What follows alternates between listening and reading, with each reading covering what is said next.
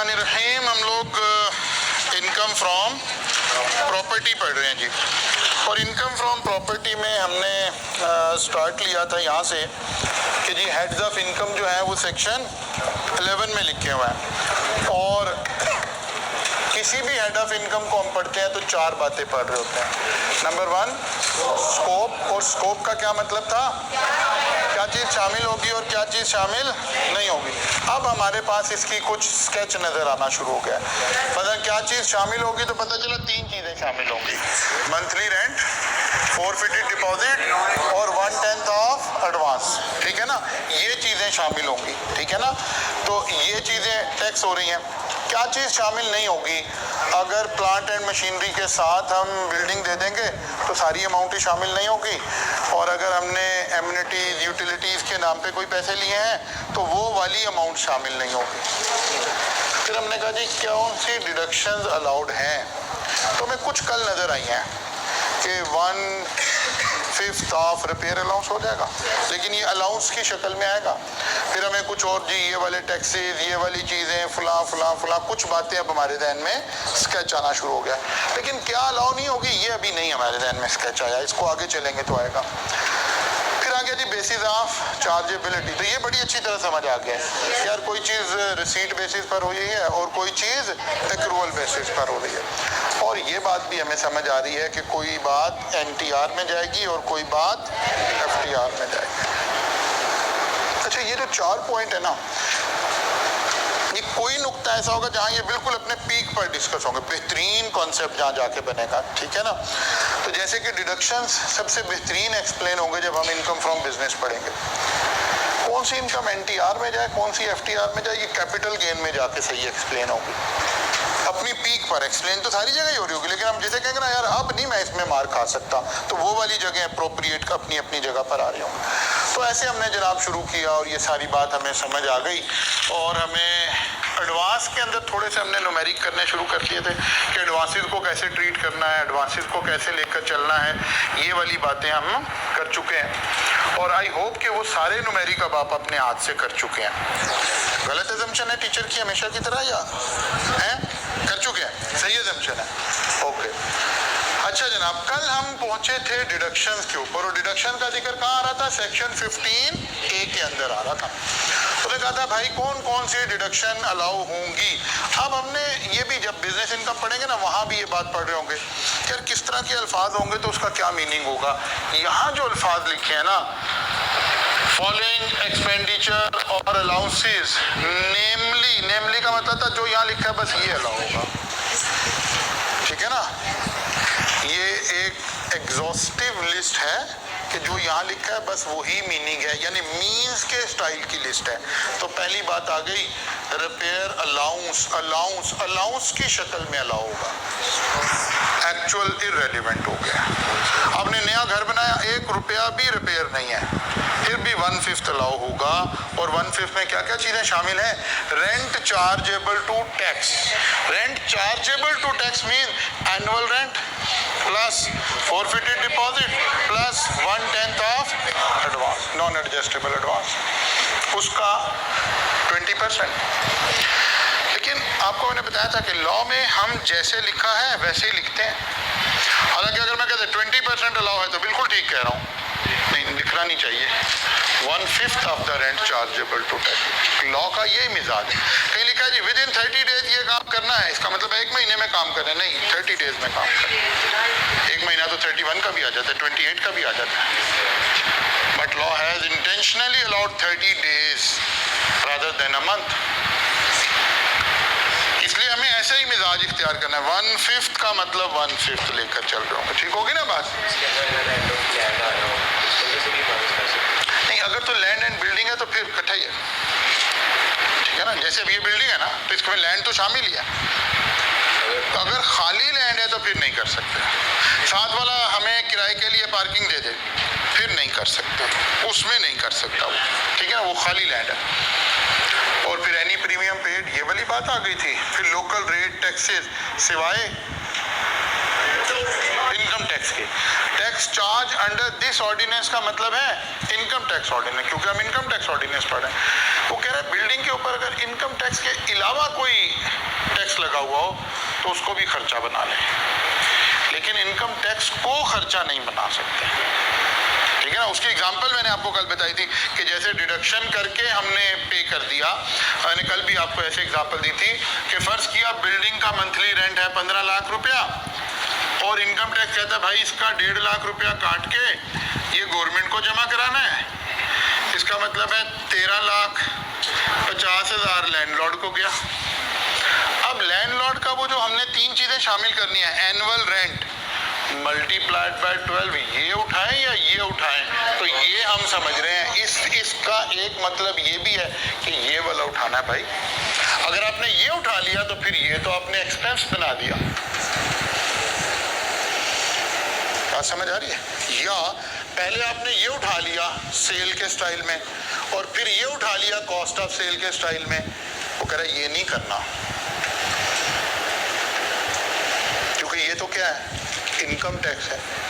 लेकिन आपने ये उठाया सेल के स्टाइल में, फिर आपने कहा यार प्रॉपर्टी टैक्स 2 लाख हमने प्रॉपर्टी टैक्स पे किया, वो कहता है वो माइनस कर लें क्योंकि प्रॉपर्टी टैक्स किसी और लॉ के तहत चार्ज हुआ हुआ है, इस लॉ के तहत चार्ज होने वाले एक्सपेंसेस माइनस नहीं करना है। क्लियर हो गई थी ना बात ये भी। अच्छा जी, एनी ग्राउंड रेंट पेड और पेएबल, अगर कोई ग्राउंड रेंट आप पे कर रहे हैं, वो लीज वाली एग्जांपल मैंने आपको बताई थी, और अगर आपने कोई बैंक से बोरो किया है तो अगर उसके ऊपर इंटरेस्ट पे कर रहे हैं तो माइनस कर लें, प्रॉफिट पे कर रहे हैं तो माइनस कर लें, और अगर हाउस बिल्डिंग फाइनेंस है यानी अगर फाइनेंसिंग ली है तो माइनस कर लें। नाम तो अलग अलग इदारा अलग अलग तरीके से आएगा ना, इस्लामिक बैंक आएगा इस्लामिक मोड में आएगा आपके पास, कन्वेंशनल बैंक आएगा कन्वेंशनल मोड में आएगा, हाउस बिल्डिंग फाइनेंस आएगी हाउस बिल्डिंग फाइनेंस के मोड में आएगी। मकसद एक है, अगर आपने उधार का पैसा लेकर फिर घर बनाया है तो उस उधार पर जो इंटरेस्ट पे कर रहे हैं माइनस कर रहे हैं, एज एन एक्सपेंस अलाउ कर रहे हैं। हाँ वो शेयरिंग, ये वो इस्लामिक मोड है ना, बाज़ दफ़ा हम उसे इस्लामिक मोड बनाने के लिए, मैं पढ़ देता हूँ इसको, where the property has been acquired, constructed, renovated, extended or reconstructed by the person with the capital contributed by House Building Finance Corporation। पैसे आ गए by the capital, लेकिन लफ्ज़ कैपिटल बता रहा है, लोन नहीं आया, उसने शेयरिंग पे की है इसको इस्लामिक मोड में लाने के लिए। by the capital contributed by house building finance corporation और शेड्यूल्ड बैंक, इसका मतलब है इस्लामिक बैंक आएगा जो एज अ कैपिटल लाएगा, नॉन कन्वेंशनल बैंक होगा कन्वेंशनल बैंक होगा वो तो एज अ लोन लाएगा, और a scheduled bank under a scheme of investment in property on the basis of sharing of rent made by corporation or bank, the share in the rent and share in the appreciation in the value of the property। वो कहता है भाई देखो हम ऐसे assume करेंगे ये आपका प्लॉट है, इसके ऊपर घर बनाना है, आपको 50 मिलियन चाहिए, 5 करोड़ चाहिए, पैसा हम लगा देते हैं, ये घर हमारी मलकियत है, लैंड आपकी मलकियत है, इस्लामिक फाइनेंस को इंजेक्ट करने के लिए, ठीक है ना, क्योंकि ताकि इस्लामिक कवानीन का पास रखा जा सके। वो कहते फिर यार ये जो घर है ना, या तो आप खुद रह लें, अब क्योंकि ऊपर वाली बिल्डिंग हमारी मलकियत है, हमारा पैसा लगा, लोन तो दिया नहीं हमने आपको, तो आप ये बिल्डिंग हमारे से किराए पे ले लें और हमें किराया देते रहें, और फिर आहिस्ता आहिस्ता आप ये बिल्डिंग के ना हम यूनिट बना देते हैं छोटे छोटे, आप यूनिट हमारे से परचेज करते रहे। जैसे घर के टोटल हमने जी फर्ज किया हमने 20 सालों में लोन वापस करना है, मल्टीप्लाइड बाय 12, कितने यूनिट बन गए? 240। वो कहते हैं यार घर के ना समझे 240 टुकड़े हैं, हर महीने आप एक टुकड़ा वापस खरीदते जा रहे हैं, तो अगली दफ़ा हम आपसे रेंट 239 टुकड़ों का लेंगे क्योंकि एक के तो आप मालिक हो गए, उससे अगले महीने हम आपसे रेंट 238 का लेंगे, ऐसे करते करते एक दिन आएगा सारे टुकड़े आप खरीद चुके होंगे, हमारा लोन ख़त्म हो चुका होगा, फ़ायदा क्या हुआ? इसलिए इस्लामिक कॉन्सेप्ट आ गया, इंटरेस्ट माइनस हो गया, इंटरेस्ट माइनस हो गया, ठीक है ना। अब ये एक अलग बहस है, हम यहाँ टैक्स की क्लास में ये बहस नहीं छेड़े कि ये कैसे हुआ, ये एक इस्लामिक मोड आ गया। वो कहते हैं जनाब मेरी कीमत जो प्रॉपर्टी की बड़ी थी वो कहता है उसमें भी शेयर कर लेंगे इसी तरह। तो कोई एक मॉडल डिज़ाइन हो गया है जिसमें हम रेंट भी ले रहे हैं और अगर एप्रिसिएशन हुई है वो भी ले रहे हैं। अल्टीमेटली ये सारी बातें मिलकर जिसने फाइनेंस किया है उसको रिटर्न प्रोवाइड कर रहा है। लेकिन ऑब्वियस सी बात है, इस्लाम अपने उसूल बताएगा, इकोनॉमिक्स अपने उसूल बताएगी। तो अगर इस्लामिक मोड ऑफ फाइनेंस होगी तो इस्लामिक उसूलों के मुताबिक डिज़ाइन की जाएगी। तो सम टाइम हमें आजकल सोशल मीडिया पे भी बड़ी ज़्यादा बहसें हो रही होती है ना,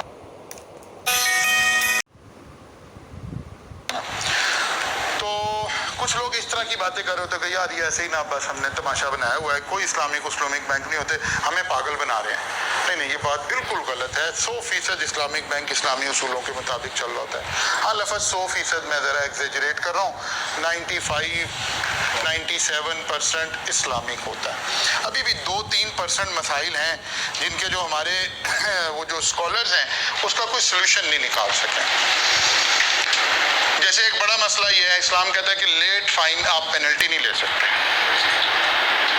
ठीक है ना, आप फाइन नहीं ले सकते। अब अगर फाइन नहीं लेंगे तो आप टाइम पे पेमेंट देंगे ही नहीं। तो फिलहाल उलमा ने वहाँ ये हल निकाल रखा है कि यार फाइन ले लें, लेकिन क्योंकि ये जायज़ नहीं है तो इसको इनकम का हिस्सा नहीं बनाएंगे, फाइन कलेक्ट करके इसको कहीं चैरिटी कर देंगे। ये भी बिल्कुल 100% सही बात नहीं हुई ना, फाइन लिया ही क्यों है हमने, लेकिन नहीं लेंगे तो माशरे में बड़ा प्रॉब्लम में पड़ जाएंगे। इस तरह की कोई छोटी छोटी बातें हैं। इस्लामिक बैंक इतना मोहतात होता है कि ये अगर बिजली का बिल लेट हो गया ना, मैंने ड्यू डेट पे जमा नहीं करवाया, तो मीज़ान बैंक उसको बाद में नहीं जमा करता, क्योंकि अब उसमें पेनल्टी लग रही है और पेनल्टी नॉन इस्लामिक है, तो इसके ज़रिए से नहीं पेमेंट हो सकती, फिर वो जायज़ कैश के अकाउंट से करना पड़ता है। आपने नेटफ्लिक्स की पेमेंट करनी है तो मेरा इस्लामिक बैंक नहीं करता, बड़ी मुश्किल है, फिर वो जायज़ कैश बेटे के अकाउंट से करनी पड़ती है। समझ आ रही है? तो बैंक तो ठीक काम कर रहा है कि नहीं कर रहा? बिल्कुल ठीक काम कर रहा है।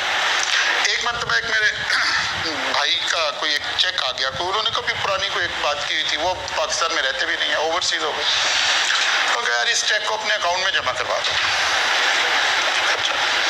वो चेक इंश्योरेंस कंपनी का था, हालांकि इंश्योरेंस की अमाउंट नहीं थी, इंश्योरेंस कंपनी के अकाउंट से आ रहा था। अगर नहीं जी ये हम नहीं क्लियर करेंगे, तो बैंक इस्लामिक उसूलों के मुताबिक चल रहे हैं। ये बिल्कुल गलत बात है कि हम जो समझते हैं कि ऐसा नहीं है, तो ये वो उसके लिए सारा कुछ। आपके जहन में सिर्फ एक बात है, इनकम टैक्स में सिर्फ एक बात है, यार फाइनेंस जब हमने लिया है ना, कन्वेंशनल में लिया है तो इंटरेस्ट लिखा होगा, और एक वो जो दरमियान में धोखा देने वाला है तो फिर प्रॉफिट लिखा होगा, और ये ऐसे लिखा होगा तो ये इस्लामिक है। सारी सूरतों में जो हमने पे किया है वो अलाउ हो गया। Where the property is subject to mortgage or other capital charge, the amount of profit or interest paid on such mortgage or charge ये भी अलाउ हो जाएगा। Any expenditure not exceeding 4% of rent chargeable to tax, वही तीन चीजें आप rent chargeable to tax, लेकिन actual basis पर, लेकिन ज्यादा से ज्यादा 4%, इससे आगे नहीं, 4% से ज्यादा नहीं, 4% से ज्यादा हो गया तो फिर डिसअलाउ हो जाएगा, 4% अलाउ होगा, इससे ज्यादा अलाउ नहीं होगा। ऐसी है ना?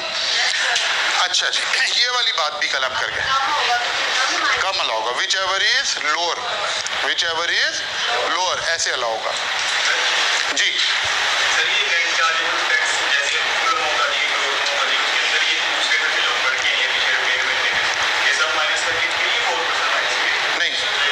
इसलिए लिखा हुआ है उसने, इसलिए लिखा before the expenditure not exceeding 4% of rent chargeable to tax in respect of the property for the tax year computed before any deduction allowed, ठीक है ना, ग्रॉस पर, वो 1/5 भी ग्रॉस पर, 4% भी ग्रॉस पर। अगर वो ना करते तो एक नई बहस छिड़ जाती, कौन सा एक्सपेंस पहले चार्ज करें, कौन सा बाद में चार्ज करें, एक नया कट्टा खुल जाता। समझ आइए ना, इसलिए हमने कहा कि नहीं बिफोर चार्जिंग, ताकि इससे इररेलेवेंट हो जाए। अच्छा जनाब, any expenditure paid or payable by the person in the tax year for legal services acquired to defend the person's title to the property. किसी ने मुकदमा कर दिया कि यार नाब ये तो प्रॉपर्टी हमारी है, टाइटल का मुकदमा चल रहा है अदालत में। अब जो वकील आपने हायर किया उसके जो खर्चे हो रहे हैं और वो सारा कुछ भी माइनस किया जा सकता है। यहां से हमने चलना था। Where there are reasonable ground for believing that any unpaid rent in respect of the property is, क्योंकि रेंट आपने तीन चीजें की थी ना एडम ने, annual rent, forfeited deposit, advance और फोरफिटेड डिपॉजिट तो कैश बेसिस पे हुआ था, वहां तो ये मसला ही नहीं क्रिएट हो सकता, पैसे आपके पास आ चुके हैं। ये आपने एक्रूअल बेसिस पे लिया था, रेंट मिला या नहीं मिला इनकम में शामिल हो गया, मल्टीप्लाइड बाय 12 हो गया। अब बाद में अगर रेंट मिला ही नहीं है और वो पैसे मिले नहीं है तो अब क्या करें? वो कहता है इसको करें, यानी बैड डेट हो गया, अब तो आप अकाउंटेंट हैं किसी ना किसी हद तक, इररिकवरेबल हो गए। वो कहता है फिर उसको माइनस कर देंगे as a bad debt allowance के स्टाइल में। In respect of property is irrecoverable and allowance equal to unpaid rent जो है वो अलाउ कर देंगे। मसलन आपने पहले तो ऐसे ही लेंगे, इसका अब हमें एक फायदा होने वाला है। ऐसे चले अमाउंट छोटी करते हैं, पहले कोई बिल्डिंग ले लेते हैं, ऐसे सोचते हैं एक बिल्डिंग है जिसका रेंट है 1 लाख रुपया मंथली, रेंट मिला या नहीं मिला, जब आपने रेंट में अमाउंट की ना ऐड, वो तो ऐसे हुई 100,000 मल्टीप्लाइड बाय 12, 12 लाख रुपया रेंट आ गया। फर्ज किया फोरफिटेड डिपॉजिट कोई नहीं है, फर्ज किया 1/10 ऑफ एडवांस जो है ना वो 2 लाख रुपया था, अज्यूम कर लिया हमने, इसका मतलब है 14 लाख रुपया क्या है, रेंट चार्जेबल टू टैक्स। ठीक है ना, 14 लाख रुपया क्या है, रेंट चार्जेबल टू टैक्स। अब इसका 1/5 लेना है, इसका 4% लेना है, ठीक है ना। ये तो हमने मल्टीप्लाइड बाय 12 करके लगा दिया। बाद में लैंडलॉर्ड कहता है कि नहीं आप जनाब, टेनेंट ने तो 3 महीने का किराया नहीं दिया मुझे, अल्टीमेटली मैंने घर खाली करा लिया है। वो कहता है अच्छा जी 3 महीने का हम आपको एक्सपेंस अलाउ कर देते हैं, इधर तो पूरा ही लेना है, एक्सपेंस अलाउ कर देते हैं 3 लाख रुपया, ये माइनस कर लें। यहाँ ये बात लिखी हुई है, where there are reasonable ground, reasonable ground क्या वो नीचे लिखे अभी नहीं पढ़े हमने, where there are reasonable ground for believing that any unpaid rent in respect of the property is irrecoverable and allowance equal to the unpaid rent, आपको allow हो गया 3 लाख रुपया एक्सपेंस अलाउ हो गया, बल्कि फायदा हो गया, रिपेयर 12 लाख पे मिल गया। बात समझ आ रही है, रिपेयर 12 लाख पे मिल गया और वो 4% भी 12 लाख पे मिल गया और 3 लाख एज ए एक्सपेंस भी अलाउ हो गया, फायदे में रहे हम। लेकिन लॉ कह रहा है ऐसे ही चलना, ऊपर से नहीं माइनस कर देना, 12 लाख में से पहले 3 लाख नहीं माइनस करना, क्योंकि जब हम इनकम बना रहे हैं किस बेस पे बनानी है, अक्रूवल बेसिस पे। ये बिल्कुल ऐसे ही है जैसे आप अकाउंटिंग में करते हैं, आप सारी क्रेडिट सेल को उठा के क्या बनाते हैं, सेल बनाते हैं, और फिर बैड डेट अलाउंस या प्रोविजन फॉर डाउटफुल डेट्स नीचे एंटरटेन करते हैं ना, ये वही बात लिखी हुई है। हाँ वो कहते हैं कि यार हम कब मान जाएंगे कि ये 3 लाख आपके डूब गए हैं। अब पहली बात लिखें, where the tenancy was bona fide और the defaulting tenant has vacated the property. वो कहता है यार पहली बात है ये आप ईमानदारी से दयानतदारी से काम कर रहे हो, बोनाफाइड हो, इन गुड फेथ हो। और जो डिफॉल्टिंग टेनेंट है जिससे आप कह रहे हो कि भाई उसने तो हमें रेंट नहीं दिया 3 महीने का, कहते अच्छा जी फिर कहाँ है वो बंदा, कहते जी उधर ही रह रहा है। कहते दिमाग खराब है, वो आप कह रहे हो पैसे भी नहीं दे रहा तो रह भी रहा है, उसे निकालो भाई। Defaulting tenant has vacated the property वो कहता है जी निकालें कैसे, वो तो बड़ा तगड़ा बंदा है। All step has been taken to compel the tenant to vacate the property। कहता है तगड़ा बंदा है तो आपने कम से कम थाने में बताया कि यार ये हमें किराया भी नहीं दे रहा और जा भी नहीं रहा। Steps has been taken to compel the tenant to vacate and defaulting tenant is not in occupation of any other property of the। कहता है यार 3 घर है मेरे, तीनों इसी के पास ही हैं, रेंट नहीं दिया। वो कहते यार दिमाग खराब है, तुम हमें मामू बना रहे हो। बात समझ है, ये वाली बात लॉ कहना चाह रहा है, लेकिन जरा सोफिस्टिकेटेड पढ़े लिखे अल्फाज इस्तेमाल कर रहा है। यार ऐसे गलत नहीं कर चलना। चलो तो फिर भी आप कोई सबूत तो देंगे ना कि यार ये देखे मैं गया था, FIR भी कोई मोहल्ले वाले इकट्ठे किए होंगे, कोई अपने उसे लीगल नोटिस दे दिया होगा, कुछ तो किया होगा ना। इसीलिए उन्होंने स्टेप्स ये नहीं लिखा कि ये स्टेप ले FIR कटे, और स्टेप्स हैज बीन टेकन, मतलब ट्रांजैक्शन जेन्युइन नजर आ रही हो। बात समझ आ गई? एक बात यानी मेरा 2 घर हैं, मैं कह रहा हूँ जी यहाँ तो मैं इसको कर रहा हूँ, लेकिन उस बिल्डिंग का वो किराया दे रहा है उधर, ठीक है। ऐसे तो नहीं होता आमतौर पे, अगर मेरी बिगड़ेगी तो दोनों जगह ही बिगड़ेगी, नहीं बिगड़ेगी तो दोनों जगह नहीं बिगड़ेगी। यानी असल में लॉ क्या कह रहा है कि लोग इसको एक्सपेंस बनाने के लिए, जैसे हम पाकिस्तान में टैक्स मैनेजमेंट शुरू कर देते हैं, ये काम ना शुरू करते हैं, यानी गलत धोखा ना देना शुरू कर दें। ये कहें जी 6 महीने का तो हमें किराया ही नहीं आया, ताकि टैक्स बच जाए। वो कहते नहीं, अब हमने सिम्टम भी तो देखने हैं ना कि यार सबसे पहली बात है क्या उसने घर खाली करा लिया, आपने किराया नहीं दे रहा तो, क्योंकि अगर कोई बंदा किराया नहीं दे रहा तो आप सबसे पहले क्या करते हैं, घर खाली कराते हैं। अब एक घर खाली नहीं हुआ तो एक रीज़न हो सकती है कि बंदा थोड़ा तगड़ा है, वो कहता है अच्छा आपने लीगल नोटिस भेजा है, कोई महल्लेदार इकट्ठे हुए हैं, कोई आपने थाने में इतला दिया है, और कोई और घर तो उसी बंदे के पास नहीं है आपका। ये जस्ट सिम्टम्स देख रहे हैं कि फेक तो नहीं है बात। Number 2, the person has taken all reasonable steps to institute legal proceeding. अब यहाँ भी स्टेप्स लिखा है, ये नहीं कहा कि अदालत में केस लग गया हो, क्या आपने लीगल प्रोसीडिंग स्टार्ट कर ली है, ये भी सिम्टम से पता चल रहा है। और तीसरी बात, the unpaid rent has been included in the income. वो कह रहा है ये तो नहीं किया वो आपने कहीं कि जनाब पहले 3 लाख यहाँ से माइनस कर लिया कि 3 लाख तो मिले नहीं थे, तो यहाँ कितना ले 9 लाख रुपया, और कहता देखो यार 3 लाख मिले नहीं है, बाकी कितने रह गए। बात समझ आ रही है? वो कह रहे हैं ऐसे भी नहीं करना। अच्छा ये बिल्कुल एग्जैक्टली वैसे ही है, बैड डेट भी आप ऐसे ही लेते हैं, पहले सेल में ऐड कर देते हैं तो ही बैड डेट लेते हैं ना। अगर कोई चीज़ सेल में ही ऐड नहीं है तो बैड डेट में तो नहीं आ सकती ना, ये वही वाली बात लिखी हुई है, तो कोई नई बात नहीं है। बड़ी कॉमन सेंस से देखेंगे तो आसान लगे। यार आप कह रहे हो मुझे रेंट नहीं मिला तो मेरा ये रेंट टैक्स से निकाल दें, और आपने पहले ऊपर ही भी निकाल दिया हो, तब कहाँ से निकाल दें भाई? तो कह रहे नहीं यार आप फॉलो करें हमारी बात को, हमने आपसे कहा था कि क्या करना है, कैसे चलना है, अक्रूवल बेसिस पे चलना है। तो यहाँ तो आपने देखना ही है कि मिला है कि नहीं मिला, यहाँ तो मल्टीप्लाइड बाय 12 भी करें, ये ऐसे नहीं चलेगा, ये तो 12 लाख ही लेना पड़ेगा अक्रूवल बेसिस पे। फिर अगर वो बंदा रेंट नहीं दे रहा, आपने स्टेप्स लिए हैं या घर खाली करा लिया है, उसके पोजेशन में कोई और बिल्डिंग नहीं है, और आपने लीगल एक्शन लेने की भी तैयारी पूरी कर ली है, और वो रेंट पहले ऊपर शामिल भी हुआ है, तो अब आप क्वालिफाई करते हैं, अब आप ये 3 लाख माइनस कर लें। क्लियर हो गई बात? अच्छा, where any unpaid rent allowed as deduction.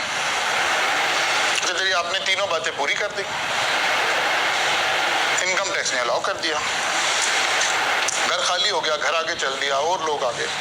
2 साल गुजरे तो वो टेनेंट एक दिन आपके पास आया, उसने कहा यार मैं उस वक्त बड़ी ज्यादती आपके साथ करके गया था, मैं जाता हूँ आपके 3 महीने का रेंट नहीं दे के गया था, मेरे पास पैसे नहीं थे, अब मुझे अल्लाह की तरफ से भी कोई हिदायत आई है, मैं समझता हूँ कि आखिरत में देने से बेहतर है मैं आपको यहीं दे जाऊँ। ऐसा टेनेंट मिलना नहीं है, ये ना सोच लेना कि कोई बंदा आता है, एक किताब में लिखा हुआ है, ठीक है ना। तो अगर वो पैसे वापस दे गया तो उधर अकाउंटिंग में आप कहते थे बैड डेट रिकवर्ड, उसे फिर इनकम बना लेते थे, तो यहाँ भी यही करने लगे। Where any unpaid rent allowed as deduction is wholly or partly recovered, the amount recovered shall be chargeable in the tax year of receipt. कहता है लेकिन अब ना हम इस पे रिसीट बेसिस लगाएंगे। अगर वो वादा कर गया है कि जी बस अब अल्लाह ने मुझे हिदायत दी है मैं जल्दी दे दूंगा, तो कहा नहीं जी दो जी, अब तो रिसीट पे अक्रूवल लगाने लगे। नहीं, अब रिसीट बेसिस पर जब पैसे दे देगा, सारे ना दे, 3 लाख को लेके चला गया था, 30,000 दे गया सिर्फ, तो 30,000 टैक्स में इनकम में डाल देंगे। फिर जिस साल आएंगे उस साल की इनकम में डाल देंगे। फिर साल गुजरा तो 50,000 दे गया, जैसे जैसे देता जाए वैसे वैसे इनकम में चार्ज करेंगे। लेकिन अगर अनपेड रिकवरी के टाइम पर कैसे टैक्स होगा? रिसीट बेसिस पर टैक्स होगा। पहली दफा कैसे टैक्स हो रहा था? अक्रूवल बेसिस पे टैक्स हो रहा था। वापसी पर कैसे टैक्स होगा? रिसीट बेसिस पर होगा। एक किस्म का बैड डेट रिकवर्ड वाला कॉन्सेप्ट लग गया जी। ये जो डीड इनकम आपने पहले बताया था कि आपने डील भी नहीं हुई तो भी मतलब इनकम कंसीडर होगी। कौन से वाली? मतलब हमने प्रॉपर्टी जो है रेंट पे नहीं, अभी तो उस सेक्शन में पहुंचेंगे तो उसको डिस्कस करेंगे। वो तो मैंने रेंट के एक्सप्लेनेशन के लिए, वो 1/10 की एक्सप्लेनेशन के लिए बात आपको कर दी थी कि यार अभी अगर हमने एडवांस पकड़ा है तो ये तो लाइबिलिटी है, कैसे टैक्स लग सकता है? वो तो मैंने वहां एक्सप्लेन करने के लिए कहा कि नहीं यार ये डीम्ड इनकम का भी एक कॉन्सेप्ट है। उसके सेक्शन में पहुंचेंगे इसी चैप्टर में, फिर उसको डिस्कस करेंगे, अभी वो डिस्कस नहीं करें। और कोई बात यहां तक क्लियर हो गई बात?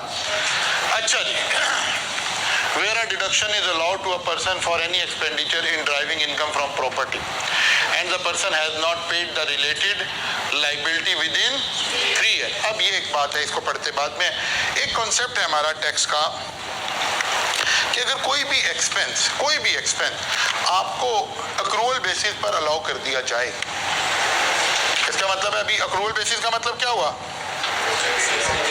अभी आपने पे तो किया नहीं है, ठीक है ना? मसलन अगर यहां देखें जो लिस्ट आ रही थी तो अक्रूवल बेसिस पर क्या अलाउ हो रहा था? एनी प्रीमियम पेड और पेएबल अक्रूवल बेसिस पे। आपने इंश्योरेंस अक्रूवल बेसिस पे कहा कि जी इंश्योरेंस कंपनी, मैंने इंश्योरेंस करवाई हुई है, ये 3 लाख प्रीमियम है, पे नहीं अभी किया, एक्सपेंस अलाउ हो गया। एनी लोकल रेट चार्ज और इन respect of the property, paid पे आ गया। एनी ग्राउंड रेंट पेड और पेएबल, इसका मतलब कुछ चीजें अक्रूवल पर आ रही हैं।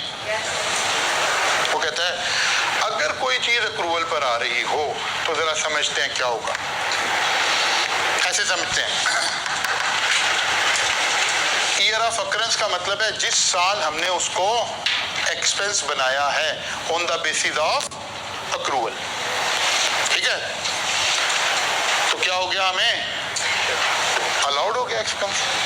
आपने कहा जी हमने इंश्योरेंस करवाई हुई है, ये 3 लाख इंश्योरेंस प्रीमियम है, ये हमारा एक्सपेंस अलाउ कर दें। आपने कहा जी पेमेंट, वो कहता है जी वो अभी हम पहली दफ़ा थोड़े दे देंगे, वो हमें रिमाइंडर भेजेंगे, फिर हम सबसे जो आखिरी डेट आएगी वहाँ भेजेंगे। आपको पता है पाकिस्तानी जिंदा दिल लोग हैं, तो आम बंदे थोड़े, टाइम पे तो नहीं काम करना हमने।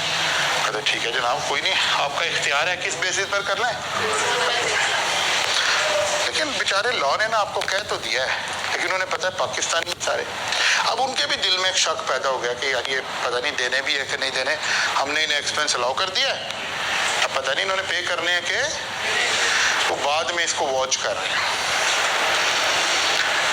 इस साल आपने पे नहीं किया, अमाउंट आपकी बैलेंस शीट में क्या आ रही होगी? पेएबल आ रही होगी, ठीक है ना? इसके जहन में अब कोई टैक्स ईयर आप अज्यूम कर लें, ठीक है ना? अगले साल अगर आपने अभी भी पे नहीं किया तो कोई बात नहीं, उससे अगला साल अगर आपने अभी भी पे नहीं किया तो कोई बात नहीं, उससे अगला साल अगर अभी भी पे नहीं किया तो कोई बात नहीं। लॉ ने बड़े तहम्मुल से 3 साल इंतजार किया, ठीक है? फिर चौथे साल उसने कहा कि जी 4th ईयर, और 4th ईयर का भी आखिरी दिन आ गया 30 जून, अगर आपने पे नहीं किया तो कहता है यार ये झूठ बोल रहा था, इसको वापस ऐड कर दो, unpaid amount will be added to it. बात समझ आई है? क्या हुआ, आपने कहा जनाब हमने ग्राउंड रेंट पे करना, या इंश्योरेंस वाली बात कोई कंटिन्यू करते, 3 लाख इंश्योरेंस, इस साल में 3 लाख एक्सपेंस अलाउ हो गया आपको अक्रूवल बेसिस पर।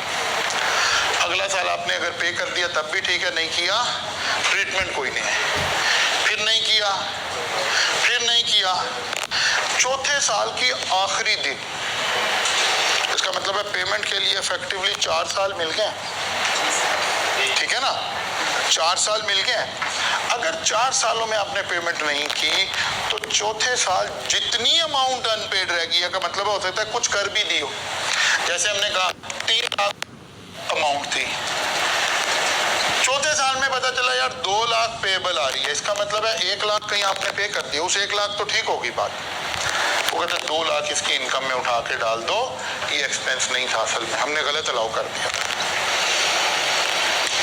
Unpaid amount will be added back, किस साल में, चौथे साल में, क्लियर हो गई बात।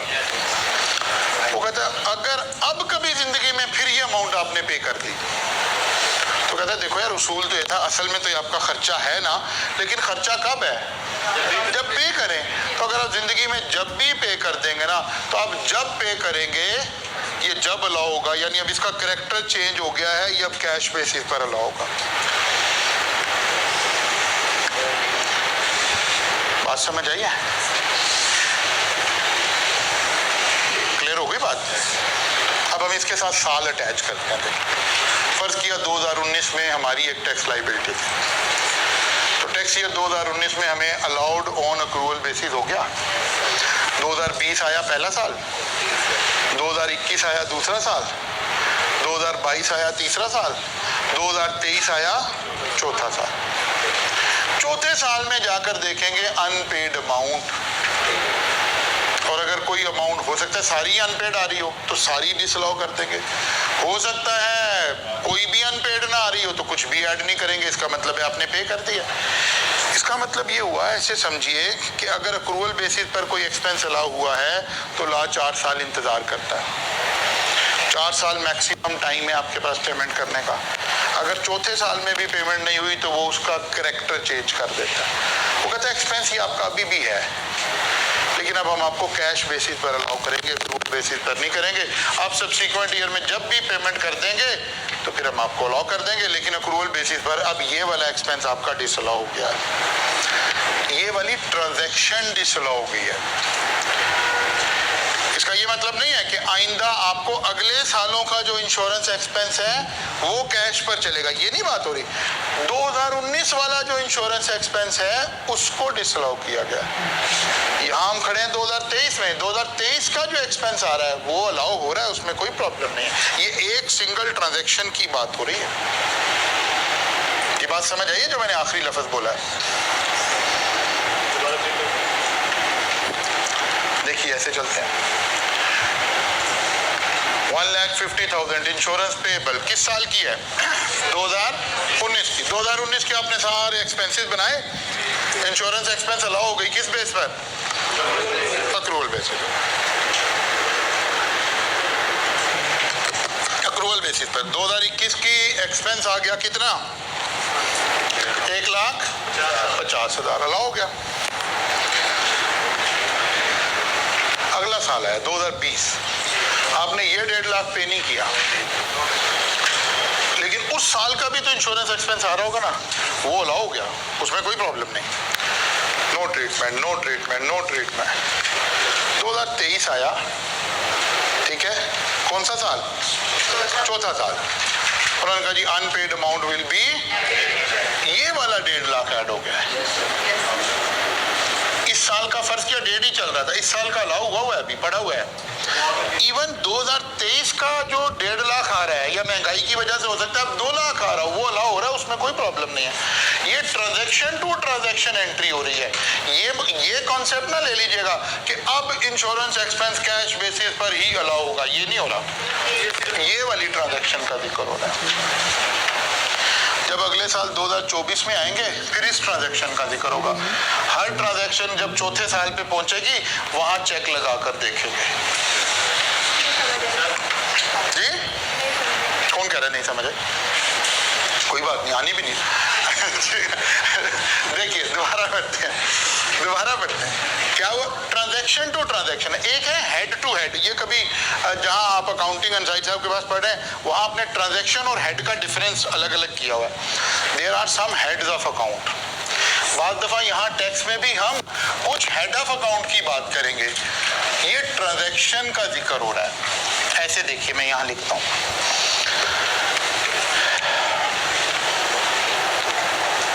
हम कहते हैं जी अभी करंट ईयर की बात करते हैं, 30 जून 2023 हमारा कोई एक एक्सपेंस था 5 लाख रुपए का।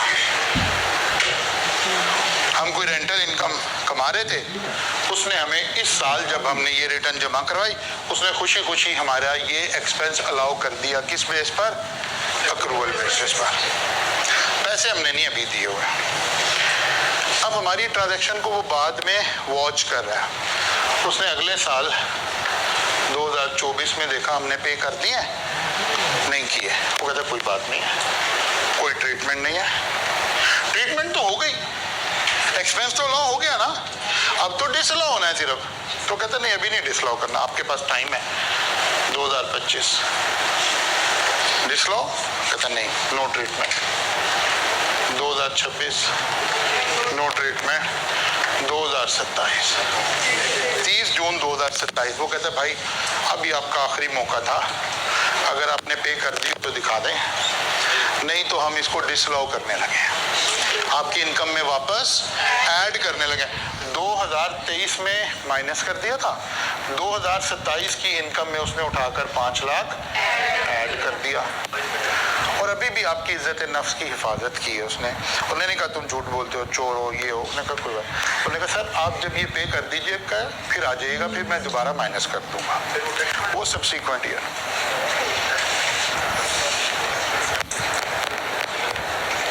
बात समझ आ रही? यहाँ भी उसने पे नहीं किया तो उसने इस साल में टैक्स ले लिया 5 लाख, जो अपने 5 लाख उसने इनकम में ऐड किया, टैक्स ले इस पे ऊपर टैक्स और आगे इसने पे कर दिया, तो उस साल की इनकम में से माइनस कर देंगे तो इफेक्टिवली वो टैक्स ऑटोमेटिकली माइनस हो जाएगा। असल में हम इनकम में एडजस्टमेंट कर रहे हैं ना, ये बात याद रखें, टैक्स में नहीं एडजस्टमेंट कर रहे हैं, इनकम में कर रहे हैं, खुद ही इफेक्ट चला जाएगा। बात समझ आ रही है? इधर सोचे, फिर सोने 2023 में 5 लाख माइनस होने की वजह से हमारा टैक्स कम हुआ था ना।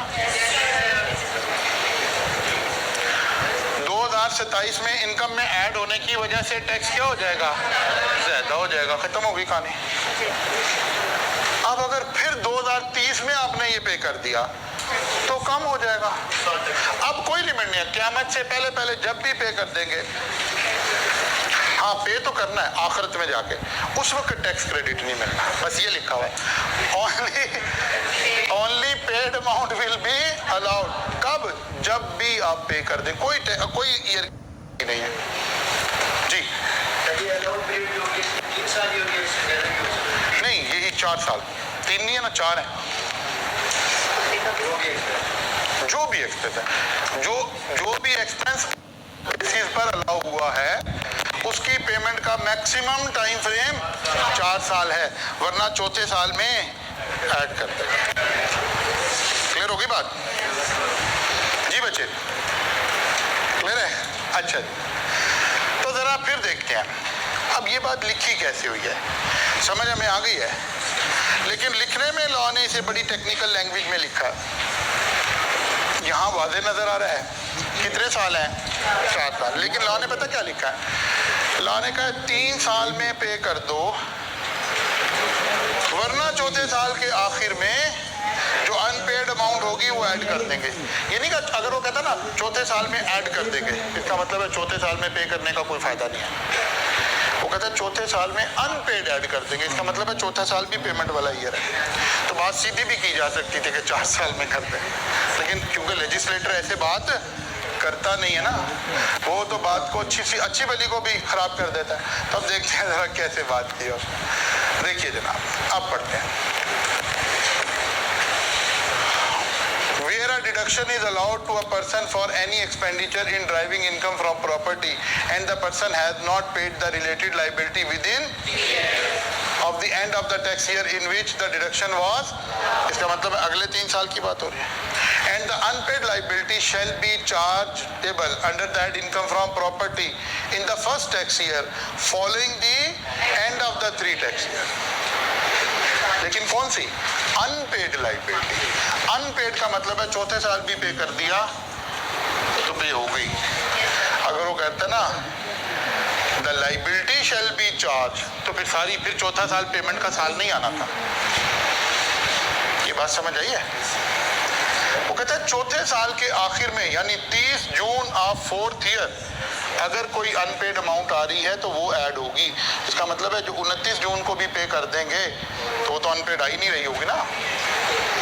इसका मतलब है टेक्निकली प्रैक्टिकली 4 साल मिल गया. 4 से भी थोड़े ज़्यादा मिल गए, 4 से भी ज़्यादा मिल गए. लेकिन उसने मेजर कहाँ से करना शुरू किया? अगर अनपेड रह गया तो पहला साल तो वहाँ ख़त्म हो गया. फिर 4 साल आए, चौथे साल के आखिर में जो अनपेड रह गया. ये बात क्लियर हो गई? फिर उसने कहा where an unpaid liability is taken into income as above. वो कहते हैं जो ऊपर हमने चौथे साल में अगर ऐड कर ली है एंड द पर्सन सब्सिक्वेंटली पे the liability the person shall be allowed a deduction for the amount paid in the year of. वो कहते हैं यार क़यामत से पहले अगर उसने पे कर दिया तो फिर आ जाए, हम फिर भी अलाउ कर देंगे दोबारा. सिर्फ करेक्टर चेंज कर दिया चौथे साल में जाकर अक्रूवल से निकाल कर. जी जनाब, अक्रूवल से निकाल कर हम उसको कहाँ ले आए हैं? कैश बेसिस पर ले आए. वेलकम जनाब, आज आप पहली दफ़ा आए हैं हमारी क्लास में. जनाब क्लैपिंग करें. हमारे हेड ऑफ डिपार्टमेंट है, HOD हैं, और जब से इन्होंने हमें ज्वाइन किया है ज़रा हम रिलैक्स हो गए हैं कुछ थोड़ा सा. इसीलिए आपने देखा होगा कि अब पहले की निस्बत थोड़ा सा टाइम पे आ जाता हूँ मैं क्लास में. पूरा तो अभी भी नहीं आता. जी जनाब. अच्छा जी, तो हम क्या कह रहे हैं? 4 साल वो और चौथे साल में इनकम क्या हो गई? उसका करेक्टर चेंज हो गया, एक्सपेंस का करेक्टर चेंज हो गया. अब अक्रूवल की बजाय कहाँ चला गया? कैश बेसिस पे चला गया. ठीक हो गई ना बात?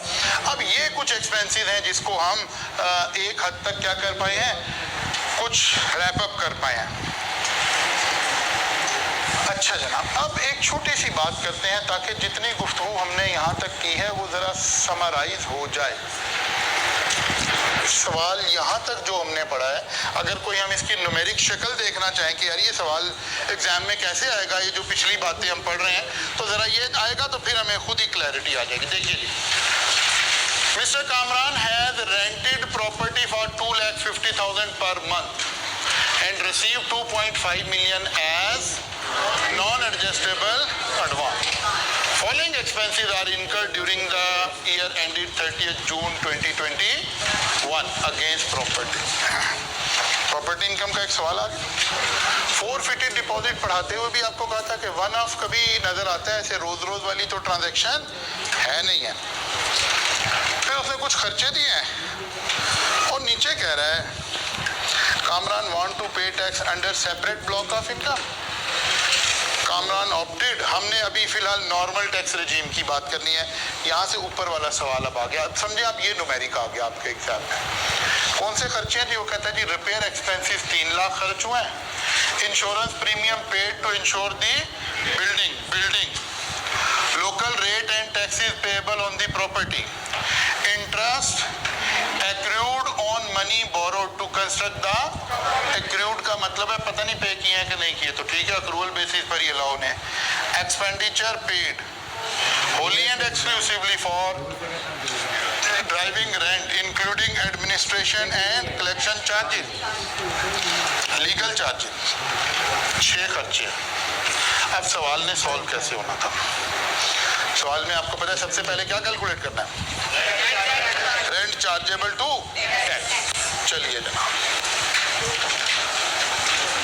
रेंट चार्जेबल टू टैक्स, उसके 3 हिस्से हैं. रेंट जी, कितना रेंट है? 2,50,000. अच्छा, अब हमने फौरन सवाल में देखना है कोई डेट गिवन है, कब रेंट शुरू हुआ, कब से हुआ, कुछ नहीं. इसका मतलब है पूरे साल की बात हो रही है. तो कितना आ गया जी? 3 मिलियन आ गया पूरा. ओके जी. 1/10 of unadjusted advance. Unadjusted advance है कितना? 25 लाख। इसका 10% 2,50,000। इसका टोटल एक दफा लगा दिया 32,50,000। ये क्या है? Rent chargeable to tax, RCT। ठीक हो गया बात? यहाँ तक तो नहीं गलती करेंगे, कोई चंद तो नहीं चढ़ा देंगे एग्जाम में, पक्की बात है। अब एक्सपेंसेस, रिपेयर कितना माइनस कर दूं? 3 लाख। शाबाश। Less expenses, repair actual is irrelevant. Actual expense is irrelevant. Repair तो कैसे होता है? अलाउंस के तौर पर होता है। 1/5 ऑफ रेंट चार्जेबल टू, तो कहता जी टैक्स 6,50,000। Actual is irrelevant. कैसे अलाउ होना है इसमें? 1/5 ऑफ। दूसरा एक्सपेंस इंश्योरेंस। इंश्योरेंस एक्सपेंस कितना जी? एज इट इज अलाउ हो गया, अक्रूवल बेसिस पर अलाउ हो गया। बाद में हमारे ऊपर नजर रखेंगे, अगले 4 सालों में नहीं पे करेंगे तो फिर वो प्रोविजन लगा देंगे। हो सकता है यहाँ कोई पिछली बात बताता, फिर हम चेक करते कि चौथा साल तो नहीं है। हाँ पेड है तो फिर तो ठीक है, फिर तो और ही अच्छी बात है। फिर तो पेड का मतलब तो यही है ना, पेड और पेएबल। तो पेड हो गया तो फिर भी अक्रूवल पर ही हुआ ना। आगे चलते हैं। तीसरा expense local rate and charges. इसका मतलब है local rate, charges, property tax. ये कौन से टैक्स हैं जो इनकम टैक्स नहीं है? अगर वो कहता इनकम टैक्स पेड, फिर हम इसको इग्नोर करते और यहाँ लिखते इनकम टैक्स और आगे लिखते नॉट अलाउड। क्योंकि हमने बताना एग्जामिनर को कि भाई गलती से नहीं रह गया, हमें पता है ये तुम हमें जो कहानी करा रहे हो हमें समझ आ गई है। बात समझ आ रही ना? तो लोकल रेट्स कितने? 25,000। ये तो अलाउएबल एक्सपेंस है। और क्या है? इंटरेस्ट कौन सा? इस्लामी, गैर इस्लामी, सारे अलाउड है ना? तो कितना है? 1,25,000। ये भी माइनस कर दिया, ठीक है ना? 1,25,000 ये भी हमने उठा के माइनस कर दिया। और क्या है? अब एक्सपेंसेस एक आए हैं जो उस लिस्ट में शामिल नहीं है। कोई भी ऐसे एक्सपेंसेस जो प्रॉपर्टी से जुड़े हुए हैं वो कहते हैं हाँ अलाउ कर देंगे, लेकिन 4% बस, ज्यादा से ज्यादा 4%, ठीक है ना? अब अदर एक्सपेंसेस, इसको रेंट एडमिनिस्ट्रेशन भी बोल देते हैं आमतौर पर, रेंट एडमिनिस्ट्रेशन। इसकी वर्किंग हमेशा ऐसे करनी है। एक्चुअल कितने आ रहे हैं? 1,20,000 के 50 और 4% of rent chargeable to tax 1,00,000 whichever is, तो इसका मतलब है 1,30,000 अलाउ हो गए। इसकी वर्किंग ऐसे होनी है।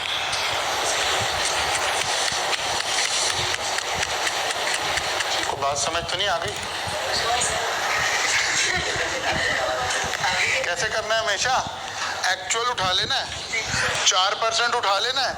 इनमें से जो छोटी फिगर हो ना, अब ये नहीं पूछना सर ये कैसे पता चला कि 31 छोटी हो गई।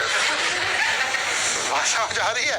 तो हमने अज्यूम कर लिया कि 31 छोटी है और उसको उठाकर इधर ले,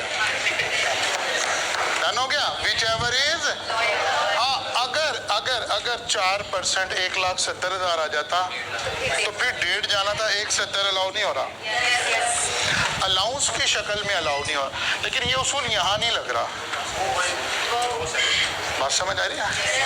ये वाला एक्सपेंस अलाउंस की शक्ल में आ रहा है, ये वाला एक्सपेंस एक्चुअल आ रहा है। इसकी अपर लिमिट गिवन है कि ज्यादा से ज्यादा 4% खर्च कर सकते हैं, और अगर कुछ भी खर्चा ना होता तो 0 ला होता।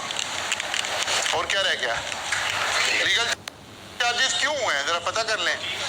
Defending the title of the property, ये भी वही अमाउंट है जो हम पढ़ कर, इसको भी माइनस कर दिया। अब जो एक्सपेंस कितनी बच गई इनकम? 20,80,000। ये बंदा सैलरीड है कि नॉन सैलरीड है? जाहिर है नॉन सैलरीड है, सैलरी का तो जिक्र ही कोई नहीं है। इसका मतलब है अब नॉन सैलरीड वाली स्लैब ओपन करके देखेंगे कि 20 लाख कहाँ फॉल करता है और इसका टैक्स बना देंगे। तो बात समझ आई है कि नहीं आई है? टोटल इनकम कितनी बची है?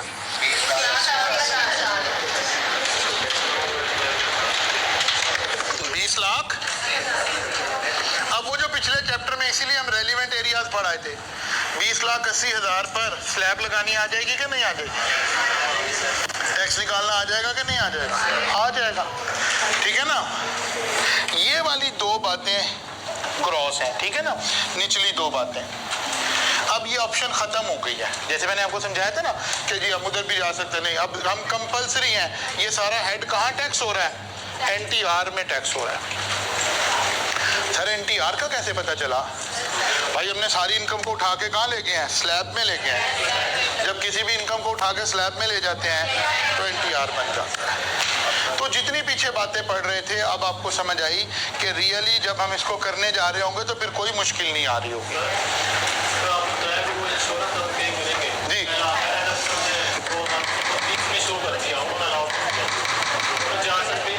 जी जी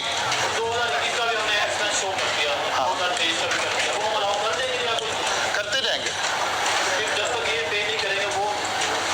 देखें आप इस बात को समझें, कल हम आएंगे ना तो इस वाली असल में इसको हम उसूलन तो ये वाली बात बिजनेस में ज़्यादा डिटेल में जाके डिस्कस होती है, लेकिन कल एक छोटा सा मैं बनाऊंगा एक्सपेंस अकाउंट जिसमें आपको ये समझा पाऊँ कि ट्रांजैक्शन टू ट्रांजैक्शन चल रहा है।